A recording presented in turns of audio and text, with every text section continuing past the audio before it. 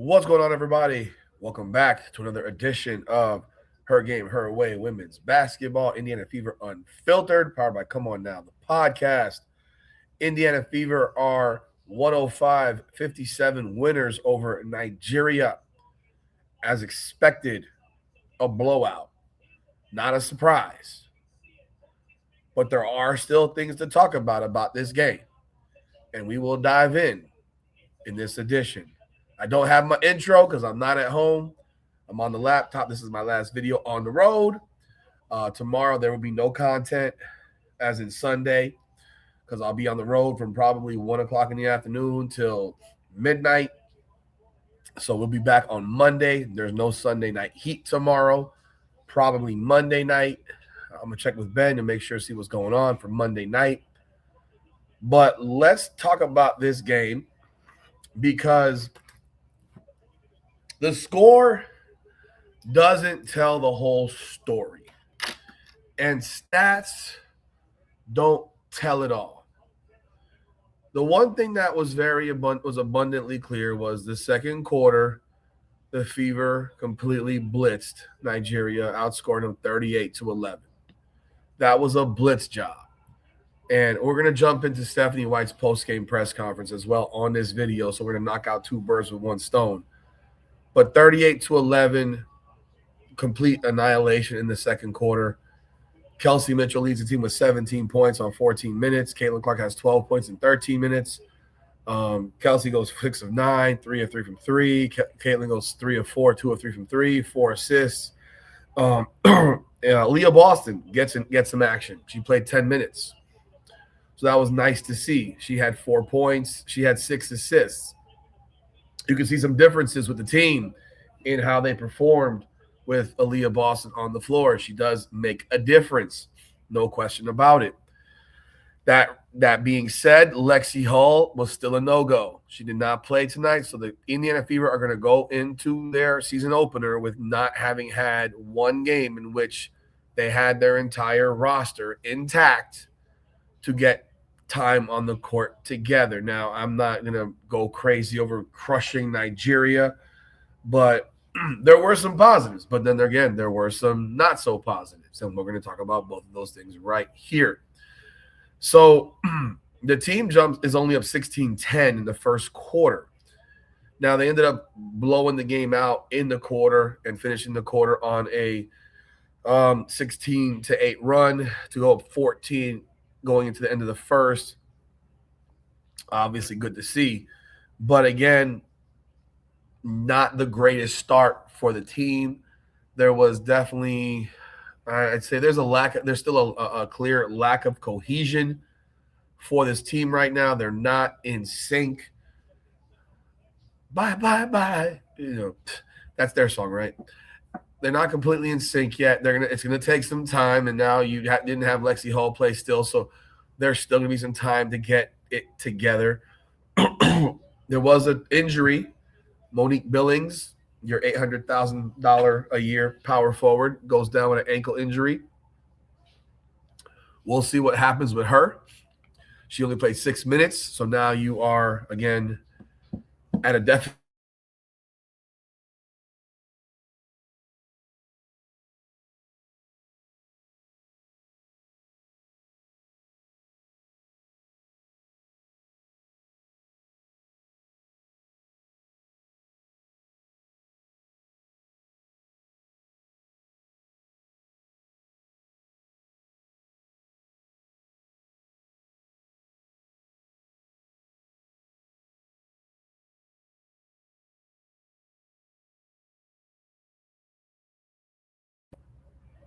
You want to see her be aggressive.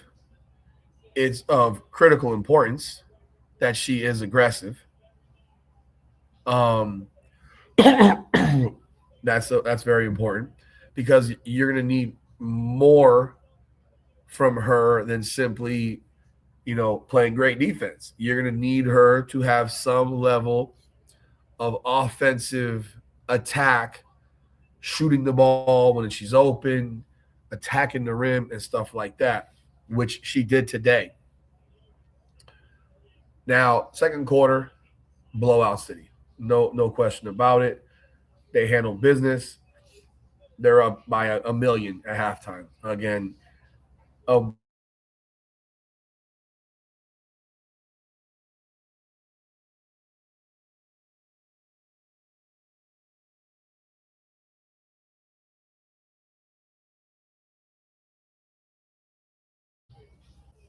Sorry, I'm having some internet issues here. So if it blacked out for a second, my apologies. I don't have my editing tools here either. But an overall boring game in terms of it's unentertaining. I mean, you're not going to get much. You're playing Nigeria. You know what's going to happen, and it happened. Now you also got Taya Harris. She finally played. She got 12 minutes, 2 points, 0 of 3, 0 of 2 from 3. So your supposed backup two guard or backup combo guard doesn't do a whole lot of anything in 12 minutes. All the players who are going to end up getting cut probably tomorrow or Monday. I'm surprised they made it to today. I mean, there are teams across the league making cuts today, and I will tell you what, there was one player cut today that the Indiana Fever might want to look at, and that's Marta Suarez, who Golden State traded Flau'jae Johnson for her. I mean, they got a pick on top of that, but Marta Suarez, they cut her today. They cut Marta Suarez today. So this is what I'm talking about when we talk about this league. Because of how it's designed, you have players that never get a real chance to make the team. And for Golden State, that's a glut of a position at power forward. They have a lot of power forwards. The Indiana Fever would be well advised to consider her, to be honest. This is my opinion, but they probably won't do anything because that's how they roll. But listen here. The second half was all backups. And yes, today, Damaris Dantas had 16 points. She was 5 of 9, 4 of 6. I'm not going to criticize her making shots today. But I will say this, you're playing Nigeria. Let's not act like you lit the world on fire. You're playing Nigeria. Those are not WNBA capable players. And quite frankly, none of this stuff statistically makes a difference to me. Michaela Timpson has 12 points, 5 of 5. The team shot 54%, 45% from 3, 90% from the line. But of course, second half, you saw the lack of depth on this team. I mean, you saw a true lack of depth and a lack of skill from the reserves. Indiana outscored Nigeria in the second half 35-28. Nigeria is not some powerhouse basketball country. Indiana's backups should not be playing a close game against Nigeria. South Carolina's women's basketball team would beat this Nigeria team by 40. They whooped them. They beat them by 20, 30, 40 points. Like they would whoop them pretty good. And you struggled with them with professionals. Not a good look. Not a good look at all. You got depth issues that are glaring, that remain glaring. If Billings is out for any significant period of time, your starting power forward will be 6'1", and that is a humongous problem in my opinion. Now, I want to pull up Stephanie White's post game. Now, again, overall, second quarter, they did their job, they did their thing. Real important.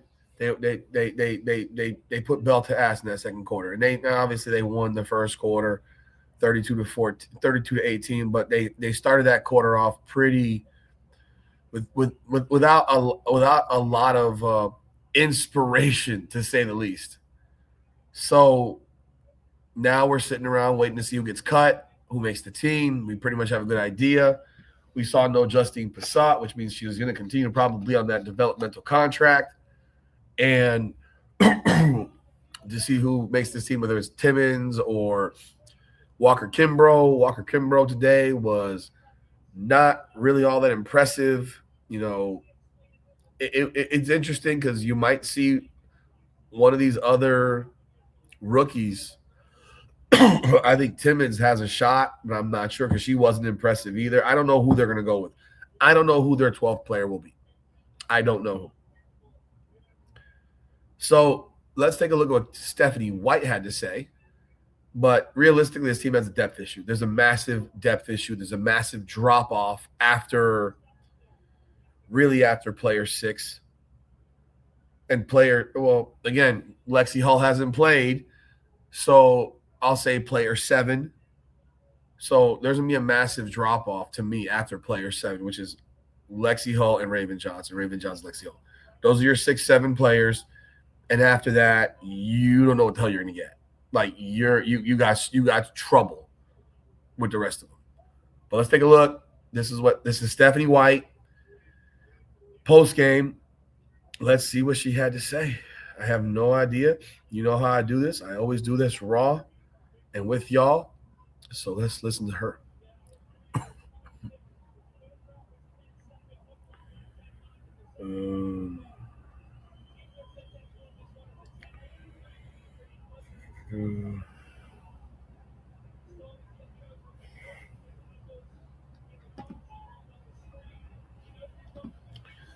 I got the wrong one up.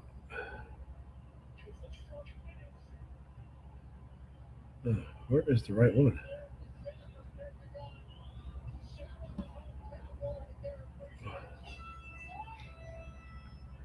Sorry.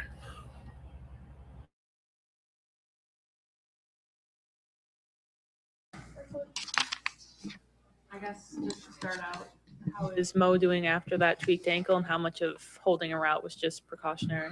Yeah, she seems to be doing all right. She said she's going to be fine. It was definitely precaution, but certainly, have an opportunity as most ankle tweaks to reevaluate it tomorrow and see where she is. All right. So they talked about Monique Billings' injury. Obviously, Monique Billings, the player, is going to say she's okay. I mean, that's what a player does. They're going to say I'm okay, but you won't know if you're okay until probably tomorrow morning and see that your ankle isn't the size of a golf ball. So hoping that she is okay because there's a significant lack of size if she can't play, but we'll find out. But obviously, that's the first question because season starts in a week. There was a couple plays there in that first half where you had Aaliyah as a ball handler and Caitlin and Kelsey setting screens for her. What is the kind of, I guess, maybe mindset behind that and kind of using those two as screeners? Well, I mean, AB's game has expanded. She played point forward for us last year. And when you have 2 playmakers that are screeners, it makes defenses make a choice. I think that we've got to be creative in ways that we can get one another shots and create space. I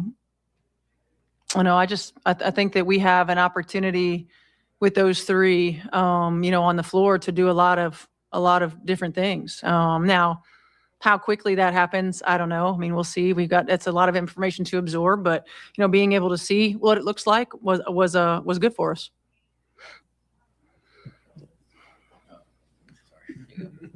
I know one thing as a coach is you value the response after the last game. How do you feel about whatever you broke down during film session and what they did as a response? I mean, certainly feel better. I mean, we know it wasn't our best effort in terms of energy first and foremost and execution, but at the same time, it's the preseason and we got a lot of new faces and we got a lot of new players and we're throwing a lot at them. And so I think that for us, the way that we started the game was really good. I thought our defensive energy was good. I thought our activity level was good. Our pace was really good. And then, coaches like to just bicker about everything, right? So it's like we can't send a team to the line 34 times. We can't give up 10 offensive rebounds, right? Like we can't have 18 turnovers. So, some of that is the defensive stuff that we were talking about before and having lapses. Some of it's discipline. But we're going to keep getting better at that. And we're going to keep honing in on that. But I felt like overall, especially in the first half, that our energy was really good. I loved our activity level on the defensive end. I didn't even notice that. I didn't notice that they gave up 34 free throws. I didn't know Nigeria was 21 to 34 from the line. I didn't notice that Indiana committed 28 fouls and that the backups were just fouling like mad. I mean, listen to this. I didn't even realize this. Dantas had 4 fouls in 23 minutes. Hines Allen had 5 fouls in 14 minutes. Walker Kimbrough had 3 fouls. Kiana Traylor in 11 minutes had 4 fouls. Can this girl play basketball without fouling? Raven Johnson had 4 fouls in 16 minutes, and Timmons had 1 foul in 13 minutes. I mean, they were fouling, bro. The backups were fouling. The starters had a total of 7 fouls. The backups had 21 fouls. And it wasn't like these individuals played a truckload of minutes. They played between 11 and 24 minutes. Like that's just shitty defense, man. Overall, that's shitty, man. You can't do that. So you won by 50,000 points. You won by 48, but you can't have these types of games where you're fouling like this. That's crazy. Then you got a week now between games. How beneficial is that to kind of pick up where you left off in the camp practices? Yeah, it's really beneficial. I mean, it gives us some time to really address some areas of slippage because this is what the season's going to be like, where you get to where you're playing games and not practicing a lot, and slippage happens, and you got to be able to address it. Sometimes it's just with film, sometimes it's on the floor.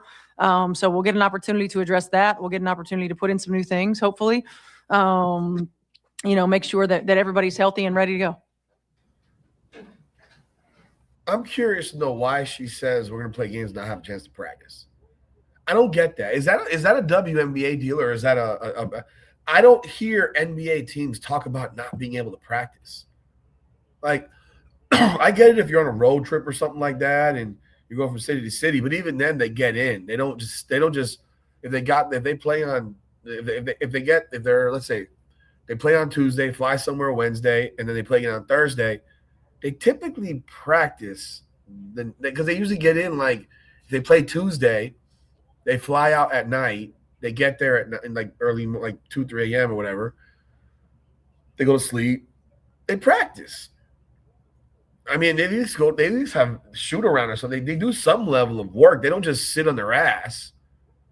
So I don't get where she says that, because when I look at their schedule, looking at their schedule,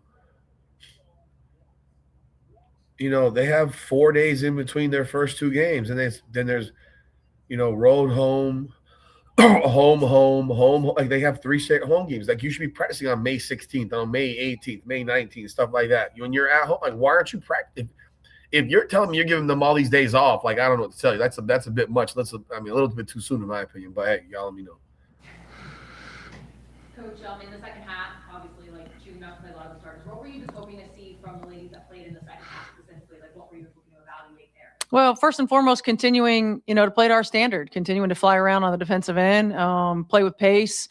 There were some combinations in there that hadn't played together really a lot, even in practice. So really wanted to just see them go out and compete at a high level. See the ball move side to side on the offensive end of the floor, and really honing in on our defensive emphasis.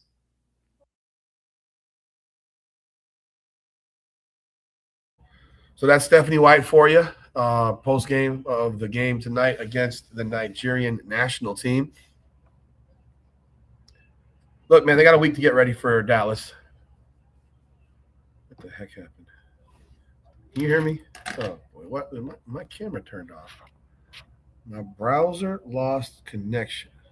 Jesus Lord. So I just had a camera issue, man. I apologize. I don't know what the hell just happened. And my mic changed too. This is weird. So I just had a camera issue. I don't know what happened there, but anyhow, listen. Here's the deal. they got a week to get ready for the season, and they still haven't had everyone play together. So she mentioned that teams, the options they haven't seen together, so they need to get some time. I hope I hope everyone's able to practice this week and get put in the time, put in the work, put in the time and the women power and hours or whatever. We won't know until we see them next Saturday. I'm gonna be real. I don't think we have any idea what this team is truly capable of until next Saturday. But again, they don't have depth. There's a huge depth issue, which is further shown by their inability to have their backups just crush Nigeria. But y'all let me know y'all thoughts in the comments. What did you think of this game? And of course, I want Stephanie what I had to say. We'll be back Monday afternoon or Monday night, actually. And appreciate y'all. As always, this is Her Game, Her Way Women's Basketball, Indiana Fever Unfiltered, powered by Come On Now, the podcast. Come on now.